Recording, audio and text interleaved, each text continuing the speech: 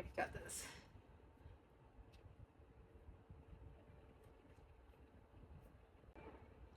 Zeros to tens, pick up your pens, class in session. This is some life lessons because strive less N when you heal. Hello, it's Lotus Ubax, and welcome to Healing with Yoga and Creativity. Today is all going to be about the nerd in us because we're going to do a book review. I guess it's kind of creative still because reading, writing, all of that is creativity. And today's going to be on a topic that I really, really love because it's near and dear to my heart. It's the whole reason why I'm doing this, why I am stepping out and making videos like this. So, with that being said, before I go off on a random tangent, today's book will be about Black Psychedelic Revolution from Trauma to Liberation. And it's by Nicholas Powers, PhD.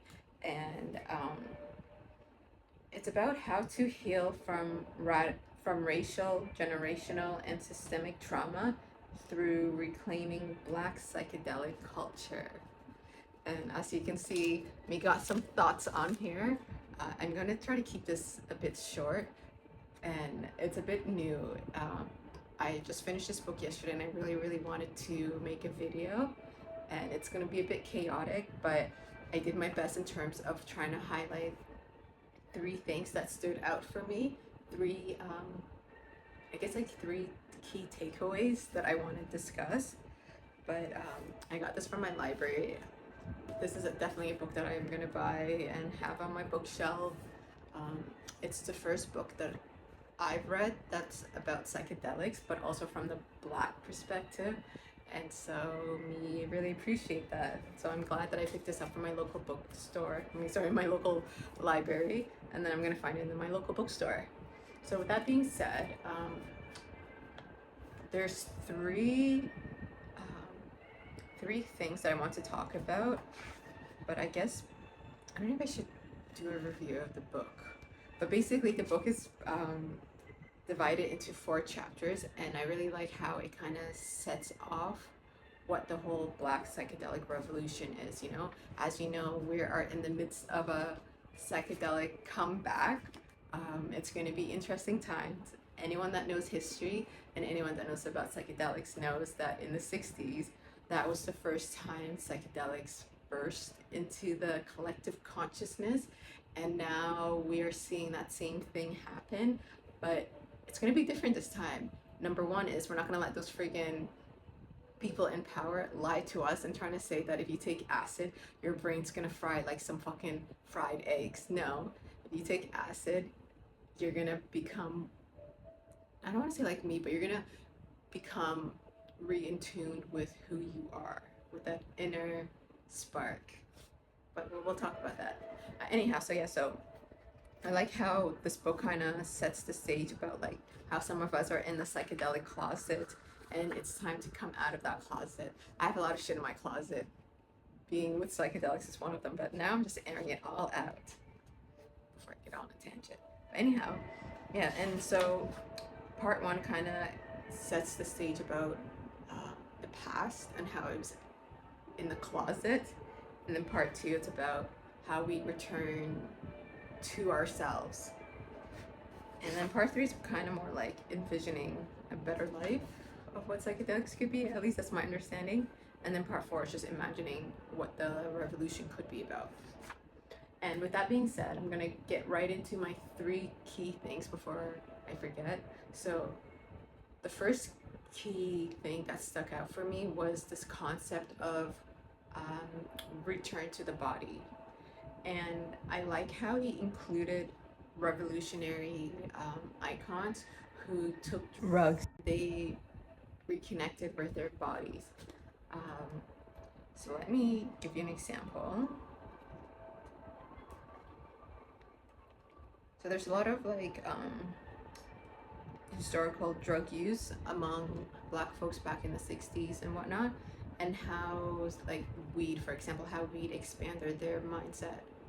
And I really like this quote that he included by Malcolm X, the first time he got buzzed, but essentially, it's from his autobiography of Malcolm X, and it goes like this: I still harbored one secret humiliation. I couldn't dance. I can't remember when it was the last. Okay, sorry. I can't remember when it was that I actually learned how, but dancing was the chief action of those pad parties with alcohol and marijuana lighting my head and that wild music wailing away on those portable record players. It didn't take long to loosen up the dancing instincts in my African heritage. I was up in the jostling crowd, and suddenly and unexpectedly, I got the idea. It was though somebody had clicked on a light. My long suppressed African instincts broke through and loose. And so, this concept of returning to the body, especially when we take drugs like cannabis or psychedelics, I saw, I really like how the author put the perspectives between when black people return to the body versus when white folks return to the body. And in this case, when Malcolm X, the first time he smoked cannabis, he was able to shatter that ego that told him, hey, you can't dance despite him being black, you know, because us Africans, we got that natural rhythm. And I'm laughing because I was in that exact same spot where I thought I couldn't dance, but it was the trauma that was holding me back. Because your girl can dance, you know, like when I'm out dancing, you know how many people say, like, I move like freaking water, I just flow and it's so magical. But okay, enough about me, sorry. But yeah, I just wanted to say that I understand what Malcolm X was saying about cannabis loosening those grip and him getting into contact with his African heritage, and he was dancing. And so, um, the difference with when black people take psychedelics is that we return to our bodies. We reconnect with that African side that has been suppressed either through trauma like white supremacy, through capitalism, all the way back to our own ancestors, our own DNA line. So when we take cannabis, when we take psychedelics, it washes that trauma ego of that society that we live in and allows us to return to our bodies. And then I really liked how the author included what happens when white folks take cannabis or psychedelics, and he brought in the 60s. And for me, I started this psychedelic journey in over 5 years ago in 2020, and I did a deep dive into the 60s and into the psychedelics and into the hippies, you know? And obviously the 70s happened where the war on drugs happened, but essentially what I wanted to say is like the hippies, when they returned to their bodies, they discovered love is love, everything is love, life is love. And as much as cliche it sounds, I understand the hippies because when I first did psychedelics, I was like, oh my gosh, it's all about love, everything is love. And in my experience, it's because I've never had that innate love for my own mother. And as a return, I didn't love myself. You know, as a child, if your own mother rejects you and does not love you properly, i.e., does not beat the shit out of you, because as Bell Hooks says, love is not abuse. Where there is abuse, there is no love. And in my case, my mom was fucking physically violent, but no trauma dumping. But I understand when the hippies did acid or psychedelics, they were like, oh gosh, it's all about love. Yes, it's all about love, you know, self-love. And what's also telling is that these are white folks. They're discovering something that we obviously have always known, but they're disconnected. And I understand it from that time. Think about the 60s. It was This is before civil rights, you know? The civil rights was a catalyst. And I feel like the psychedelics kicked it off, you know, because these white kids were like, holy shit, why is our parents saying we are the best and treating black folks like this, treating Mexicans, all of these folks, you know? And it was because psychedelics shattered that. And I really like it. There's a point in here, there's a big difference. So it's from James Baldwin, and James Baldwin at that time, he went to Haight-Ashbury, which was like the hippie central of California. And he wrote about it, and he wrote what he saw, and I really agree with it. He goes like, I next came to San Francisco at that time of the flower children. Their flowers had the fidelity, at least, existing in direct challenge to the romance of the gun.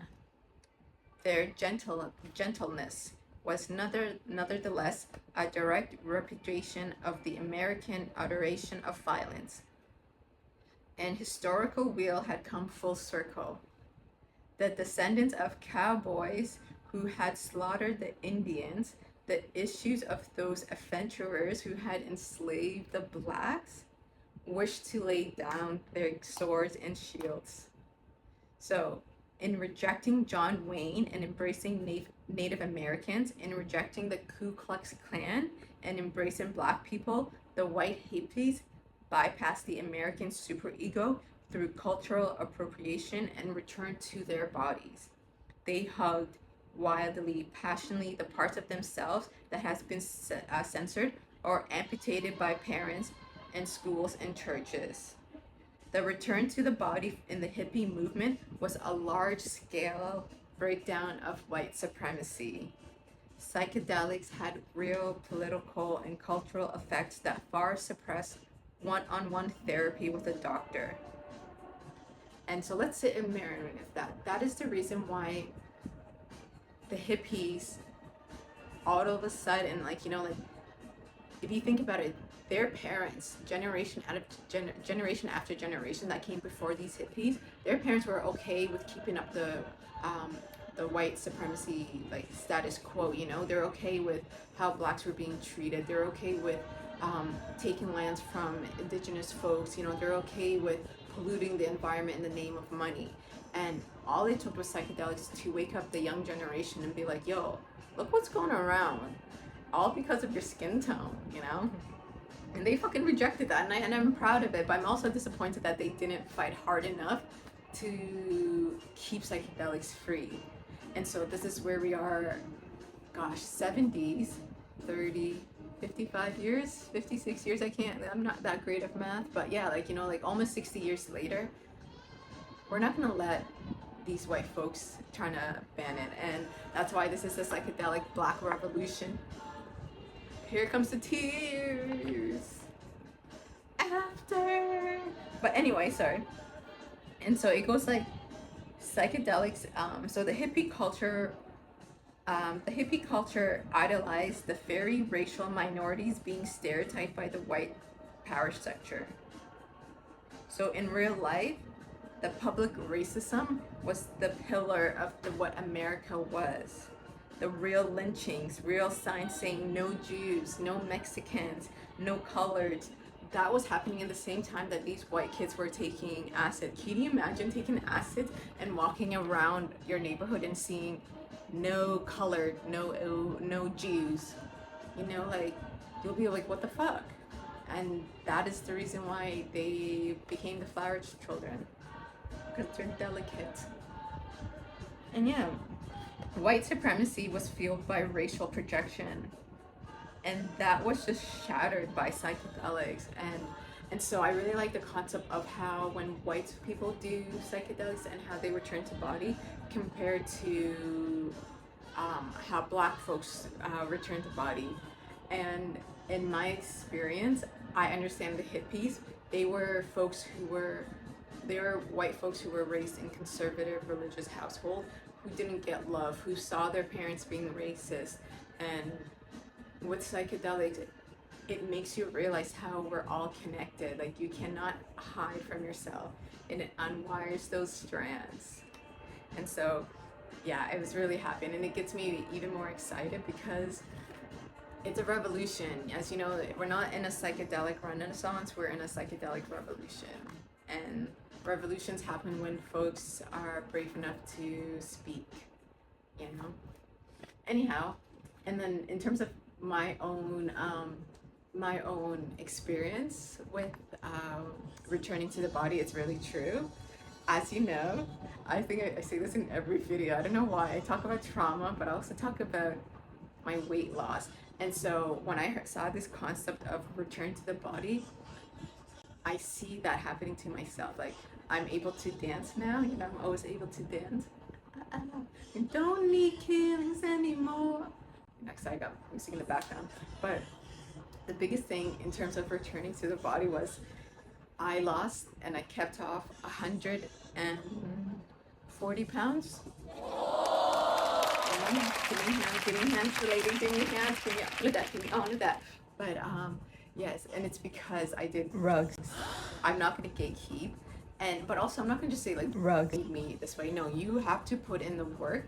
Rugs are just the tool. Cannabis was able to mute my negative thoughts of like, oh, you're so fat, nobody loves you, blah blah blah, and it kind of silenced it, and it made me enjoy working out. And then psychedelics, that is what essentially sealed the deal for me. It allowed me to see just how much my sugar addiction, for example. Sugar is a drug, the biggest drug for my earliest drug. But anyhow, sugar is a drug because I was addicted to it, and it was I was able to see thanks to the medicine psychedelics how much dopamine hits my body was craving in the form of sugar. The scientists out there, you know, scientists are studying how sugar activates the same reward systems as dopamine. And for me, my love for sweets was hella early, like as a child. And now when I think about it, it just breaks my heart. Like I had to look for love in sweet things as a child, you know. But anyway, and so psychedelics allowed me to see how much sugar I was having, but also how much carbs. And just like that, I kind of changed my eating patterns and I returned to my body. And so now here I am. Got little muscles, but no, you me a fit girl, you know? But yeah, so I can see that concept of returning to the body with my own self and my own personal experience. And then in terms of like even reconnecting with my African roots, like there's a part in the line that the author I really liked and I resonated because I laughed. It was talking about envisioning what returning to the body looks like for us Black folks. The Black freedom struggle has always been returning to our truth. Holding the Bible, the Circle 7 Quran, and the real Quran, they dramatically throw them into the trash. We don't need lies, no more gods, no more masters, our bodies, the holy text, our bodies, the promised land. And I can't wait for Africa to wake up and do psychedelics. And the thing is, like, we have psychedelics. Ibogaine is out in West Africa, but I want like LSD and mushrooms and ayahuasca to make its way over to my brothers and sisters in Africa, and then we can burn the Bible, we can burn the Quran, and burn and also the Judaic book too, like all of that religious shit that kept us in chains. That is coming, that day is coming. And the more we talk about and share our experience with psychedelics and realize that the divine is within us. So yeah, I went on a bit of a tangent there. So that was the return to body concept. And then the second concept was about, that I really like and I do agree with, is rejecting the medical model. What page is that? My own? So as you know, the medical model is essentially what the author is describing is how with psychedelics, the medical model was this framework that came out in the 50s, and essentially how in the 50s therapists experimented with LSD in a treatment for mental health problems. And so psychedelics was being studied before the war on drugs, when Albert Hoffman, may he rest in power and peace, may he see his problem child become the golden child that it is. But anyway, so LSD was being studied by therapists in the 50s, and they were seeing so much success, like from alcoholism, any sort of addiction, to OCD, to mental health, to trauma. And this was before the 60s happened, so I have this freaking my own conspiracy, which is probably going to be a rant, but when we look at present day mental health and the tools available, like SSRIs, and how all these pills that we have to take every single day, compared to in the 50s, where these same industries, it was being prescribed for LSD instead of SSRIs. And so I have this theory based on connecting the dots of how the war on drugs and big pharma is the reason why we are in this mental health crisis, and how psychedelics can help us. So hopefully stay with me, I don't lose you guys. So we know in the 50s that they were studying psychedelics. What was it? That they were studying psychedelics, and that there was all these articles about mushrooms being a miracle cure. And so we know that in the 50s that they were studying it, and they know that they understood that it was targeting our receptors in our brain, but just didn't understand how. And this is in the 50s. And then obviously the 60s happened, where we had our Harvard professors get too excited and give psychedelics and LSD and mushrooms to students, and then that spread within the counterculture, and essentially it seeped from the therapist to students to like everybody who enjoys music, you know. And when the 70s happened, the government essentially forced big pharma and all those industry and scientists to not study psychedelics, to stop. So all those research from up to, like, I would say from the 70s, like at least 30 plus years of psychedelic research stopped overnight. And it's always crazy how much, especially at that time of age, but like even now, like how silly laws stop human progress. And that is the result of colonization, because these were white folks making these laws in the 50s and 70s, you know? Anyway, so obviously research goes on. Big pharma has been studying these compounds and understand, and the best that they can come up with was SSRIs in the 80s and 90s, you know? That if you think about it, SSRIs target the same receptors as psychedelics, but they do it in a different way. Whereas psychedelics, they expand you and they connect all those little wirings inside your mind, and where you're able to see what happened to you when you were 6 years old and you're like, shit, I've been holding that in. Yeah, that's what psychedelics does. But us humans, and we couldn't come up with it, you know, because nature, you can't fuck with nature. But anyway, so scientists created SSRIs where it did the opposite. Like, it hurts my heart, like, to see folks who have to take these pills every single day, because you can tell when a person has SSRIs, they're muted. Like, their emotions are muted. I don't want to say like you're communicating with like robots, but I don't want to dehumanize them, but they lost, I don't want to say they lost their humanity, but they lost their emotion as they numbed them to it. Yeah, they're numbed out to it. And it even hurts my heart because I've met folks who had to take these pills as kids, and that messed them up, you know? So like, we don't talk enough about it, that these are not natural. They're not natural to us, despite whatever they tell us that's being safe, you know? If you know the history about SSRIs and how pills were being regulated in the 90s, it would piss you off, like, you know. And that's the reason why we have the opioid crisis. That's why we have all these pills crisis. I went on off a tangent, sorry. But yeah. And so yeah, so I was rejecting that. That's my own conspiracy theory, but it was nice to see that it was highlighted here. You know, like, psychedelic therapy goes back to the 50s. Why was it so accepted then? You know? And there's a lot of tension. So right now, what they want to do, especially with psychedelics coming back, is they want to set up psychedelics as a model where you take it in this clean, sterile environment, and you lay down and you put on some blind shade and you listen to curated music. That is another topic, because John Hopkins psychedelic playlist, I hate it because they have Christian related music in there. And this one time I was listening to it, and my ancestors wanted to slap the shit out of me for bringing that type of music over there. And I just wanted to say, like, music is a big part of it, but cultural, religious music should not be in any psychedelic playlist.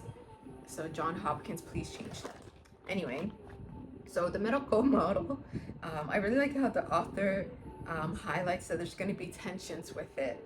So, so anyone with eyes could see that the psychedelic renaissance was heading for a crash. It was riven by tension. The first conflict, the defining one, was between the medical model and the drug war. The medical model is winning a cultural and legal victories, while so the medical model. So it's essentially trying to make bring psychedelics into a clean package, and with the war on drugs ongoing, it's like at odds. That's a big conflict, you know. So it's making it seem like they're going back towards the 50s. So if you know the history, it's like watching the wheel turn. We're back in the 50s, and MDMA, LSD, and psilocybin are being seen as therapeutic tools. But at the same time, he goes on to explain, yet those parties, there are parties where folks are taking the same medicines, the same tools, like MDMA, LSD, and psilocybin, inside a party, and they're seeing that same therapeutic benefits. So psychedelic therapy heals, yes, but the pain is rarely a private affair.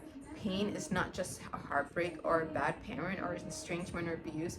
Pain is caused by systems. Pain comes from systematic racism that channels children to prison and poverty.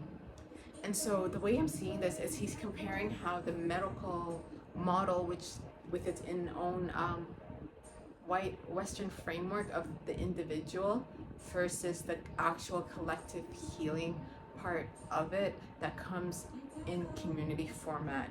And so that's going to be, that's the reason why we should at least reject that medical model. You know, we should have a discussion that healing happens in a community, and music and dancing is a part of that, which ancient indigenous cultures already knew about.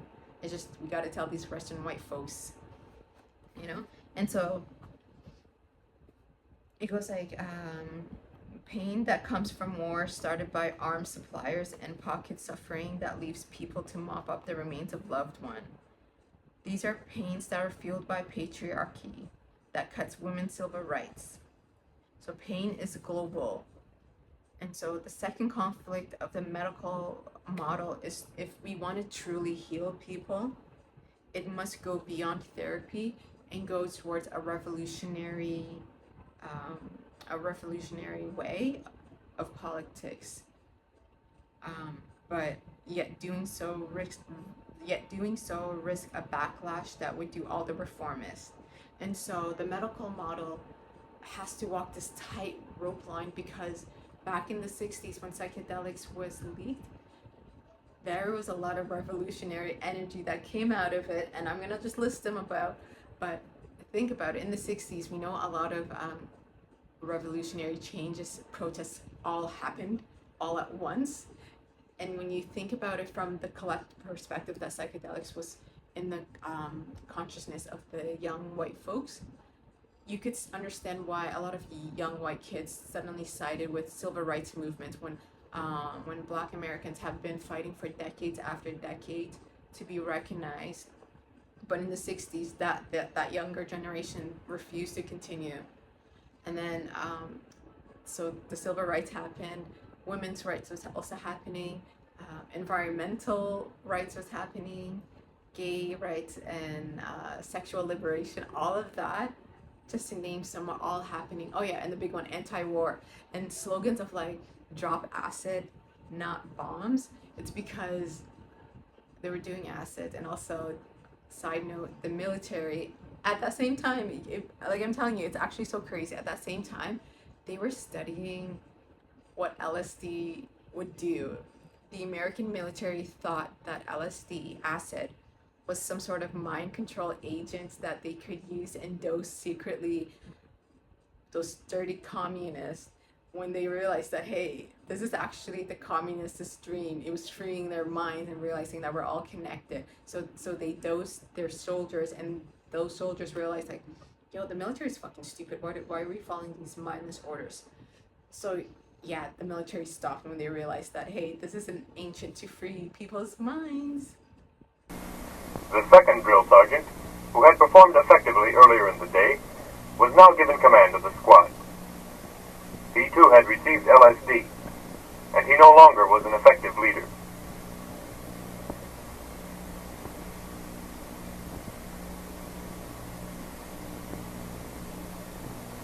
When an officer ordered the leader to drill the squad, he responded with, "You want them drilled? You drill them."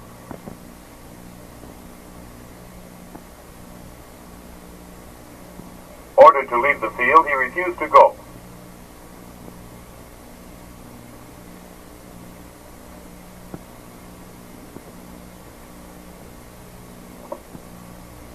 In answer to a direct question, he said he was capable of drilling the men and was instructed to do so.